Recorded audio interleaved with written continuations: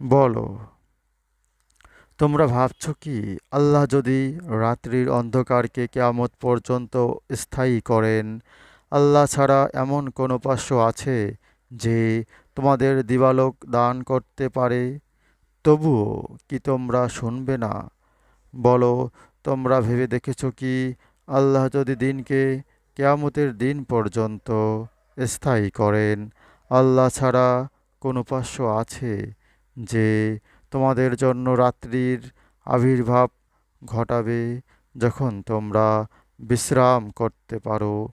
তবুও কি ভেবে দেখবে না তিনি তাঁর দয়ায় তোমাদের জন্য রাত ও দিন করেছেন, যাতে রাতে বিশ্রাম করতে পারো এবং দিনে তাঁর অনুগ্রহ সন্ধান করতে পারো এবং কৃতজ্ঞতা প্রকাশ করো।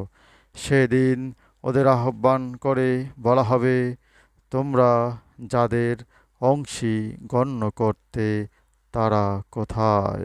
সূরা কাসাস আয়াত ৭১ থেকে ৭৪।